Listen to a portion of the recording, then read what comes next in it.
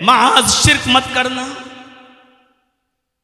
इन कुतिलता हुर्रिकता, चाहे तुझे कत्ल कर दिया जाए या तुझे जला कर राख कर दिया जाए, अपने आप को जला कर राख करवा लेना, लेकिन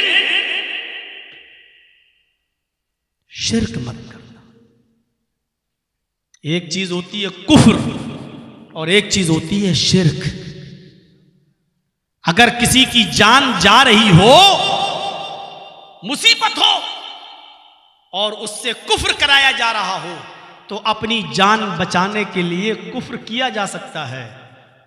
लेकिन अगर किसी की जान जा रही है और उससे शिर्क कराया जा रहा हो बचने के लिए, तो जान बचाने के लिए शिर्क नहीं किया जा सकता है। दोनों के अंतर को समझिएगा। अगर कोई कमपट्टी पे बंदूक रख के कहो अल्लाह नहीं है, अल्लाह का इनकार कर, तो अल्लाह का इनकार करने, जान बचाने के लिए किया जा सकता है। कोई ये कहे कि अल्लाह का इनकार कर तब तेरी जान बख्शेंगे, वरना शूट कर देंगे, और अल्लाह का इनकार करने से जान बच रही है, तो जान बचाने के लिए अल्लाह का इनकार किया जा सकता है, लेकिन वो भी दिल से नहीं, जबान से। घर आने के बाद फिर कह दो कि अल्लाह मैंने दिल से तेरा इनकार नहीं किया था, अशहदु अल्ला इलाहा इल्लल्लाह व अशहदु अन्ना मुहम्मदन अब्दुहु व रसूलुहु, क्योंकि दिल का हाल तो अल्लाह जानता है। लेकिन अगर कोई शिर्क करवाए और ये कहे कि मेरे सरदार को सजदा करो, मुझे सजदा करो, मेरे आका मेरे मालिक को सजदा करो, तब मैं तुझे छोड़ूंगा वरना शूट कर दूंगा, तो अपनी जान बचाने के लिए किसी के सामने सर नहीं झुकाया जा सकता है, सजदा नहीं किया जा सकता है। सर कटवा लेना, आग में जलाया जाए तो जलवा लेना, जलाकर राख किया जाए तो करवा लेना, शूट किया जाए तो शूट हो जाना, लेकिन अल्लाह को छोड़कर किसी और के सामने सजदा नहीं करना। शिर्क और कुफ्र के अंतर को समझने की कोशिश कीजिए।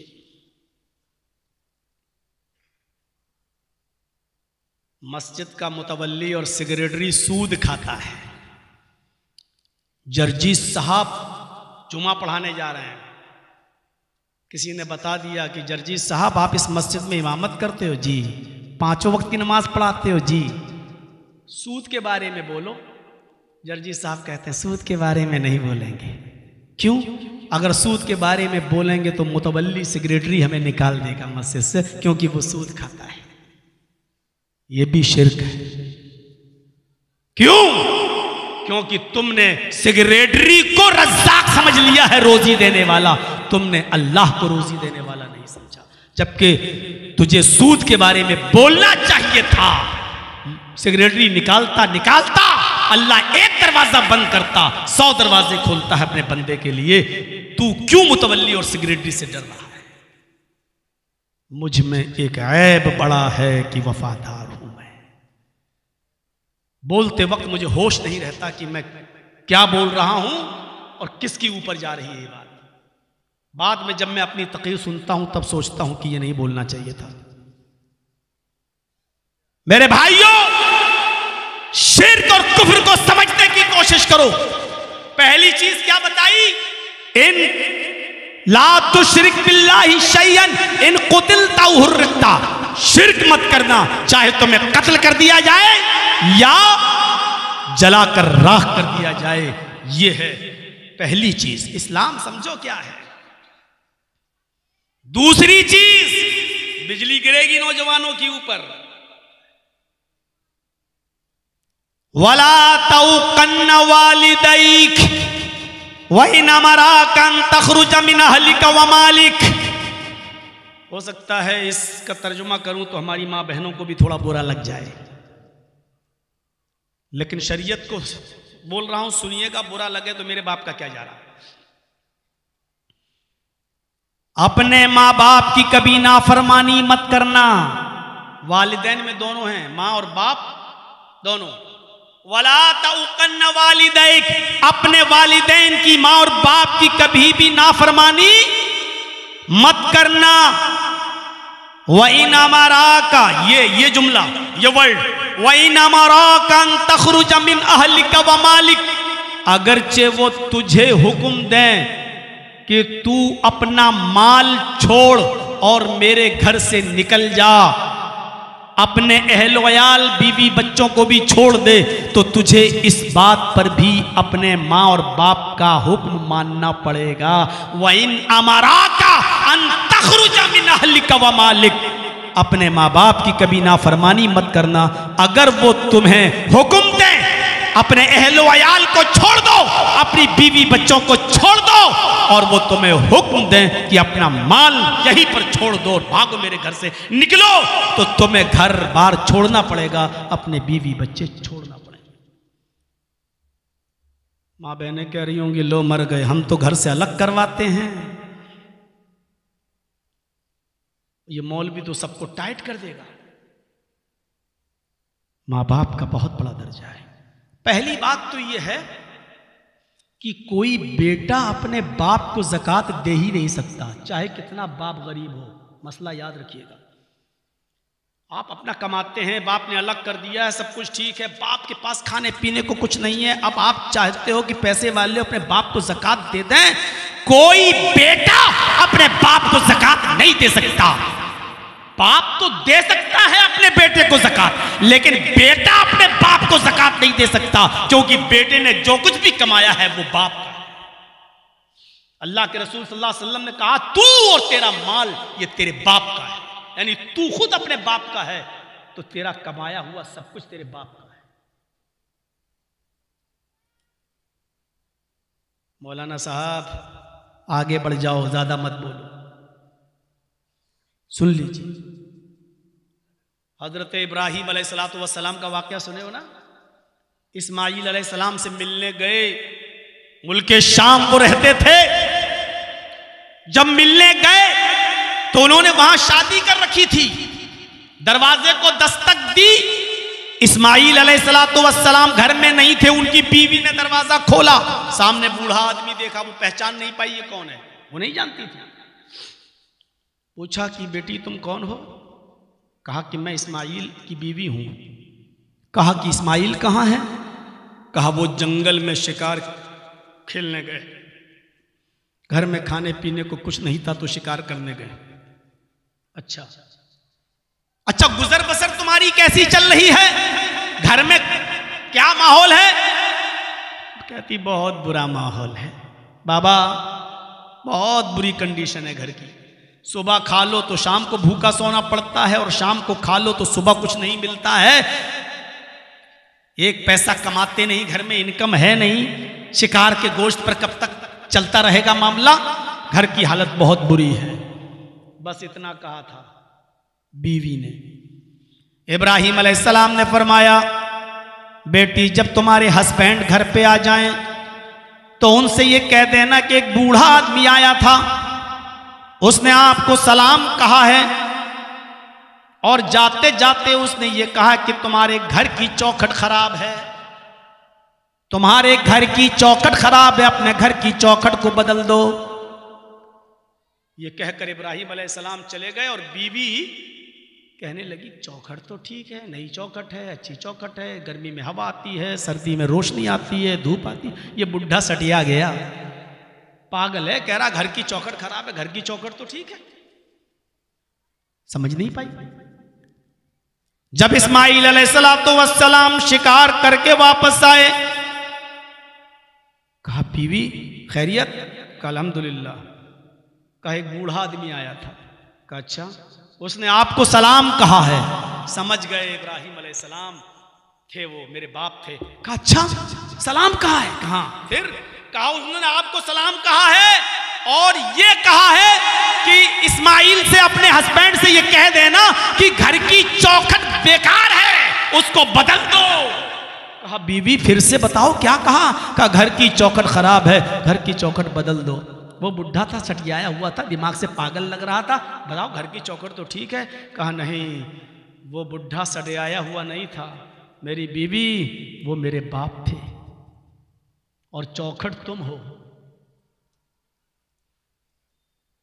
कहा है? कुछ पूछा था? कहां पूछा था? घर में गुजर बसर कैसी चल रही थी? कहा तुमने क्या कहा? कहा मैंने कह दिया बहुत बुरे हालात हैं, सुबह खा लो तो शाम को नहीं मिलता, शाम को खा लो तो सुबह नहीं मिलता। कहा मेरे बाप समझ गए कि तू अल्लाह की नाशुक्रगुजार बंदी है, अल्लाह की नाफरमान बंदी है, अल्लाह ने जिस हाल में रखा है तू उस पर सब्र नहीं कर रही है, इसीलिए मेरे बाप ने कहा चौखट बहुत बुरी है, उसको बदल। मेरी बीवी अब मैं तुम्हें अपने घर में नहीं रख सकता क्योंकि ये मेरे बाप का हुक्म है, लिहाजा मैं तुम्हें तलाक देता हूं। उस जमाने में तलाक का जो दस्तूर था उसके मुताबिक इस्माइल अलैहिस्सलाम ने अपनी बीवी को तलाक दे दी। मैंने कहा था ना हमारी माँ बहनों को बुरा लगेगा, ये तो अभी सबको तैयार ना कर देगा, छोटी छोटी बातों पे तो हम लोग लड़ते हैं। मंजर याद रखिएगा, अब इस्माइल अलैहिस्सलाम जब तलाक दे चुके, अलग कर दिया, वहां दूसरी शादी कर ली, फिर 1-2 साल के बाद इब्राहिम अलैहिस्सलाम फिर मिलने गए, फिर दरवाजे को दस्तक दी, फिर दूसरी बीवी निकली। कहा तुम कौन? कहा मैं इस्माइल की बीवी हूं। कहा अच्छा, वो कहां है? शिकार करने गए। ओ घर में गुजर बसर बेटा कैसी चल रही है? कहा अल्हम्दुलिल्लाह, अल्लाह का शुक्र है, अल्लाह ने जिस हाल में रखा है हर हाल में अल्लाह का शुक्र है। कहा बेटी मैं जा रहा हूं, तुम्हारे हस्बैंड घर में आ जाएं तो कहना एक बूढ़ा आदमी आया था, उसने आपको सलाम कहा है और कहा तुम्हारे घर की चौखट बिल्कुल ठीक है, उसको बरकरार रखना, उसको कायम रखना। वो कहती है बुढ़ा सटिया गया, मैंने कब चौखट की तो कोई बात ही नहीं हो रही है और ये कह रहा है चौखट बरकरार रखना। जब इस्माइल अलैहिस्सलाम आए, कहा बीवी ने कोई बुढ़ा आदमी आया था, बूढ़ा ओल्ड मैन। कहा अच्छा क्या कहा? कहा आपको सलाम कहा। कि अच्छा और कुछ? कहा उसने कहा कि चौखट बरकरार रखना सही है, ठीक है। कहा मेरी बीवी चौखट तुम हो, और उसने कहा कि तुम्हें बरकरार रखना यानी तुम अल्लाह की फरमाबरदार बंदी हो, मेरे बाप ने पहचान लिया तुम्हें इस बात, खुश हो जाओ। आजकल ससुर भी ऐसे होने चाहिए, इम्तिहान लें अपनी बहुओं का कि वो अल्लाह की शुक्रगुजार हैं या नहीं। नाफरमान तो नहीं है, लेकिन उसके लिए ससुर जी को खुद अल्लाह का फर्मा बरदार बनना पड़ेगा। ससुर जी खुद हुक्का पीते हों और उम्मीद रखें कि मेरे बेटे की बीवी बहुत अच्छी हो, जो मेरा बेटा मेरे कहने पे चले। जब तू अल्लाह और उसके रसूल के कहने पे नहीं चल रहा है तो तेरी औलाद तेरे कहने पे चलेगी। मेरे भाइयों, वला तौकन्ना वालिदैक, अपने माँ बाप की कभी ना फरमानी मत करना किसी भी कंडीशन में।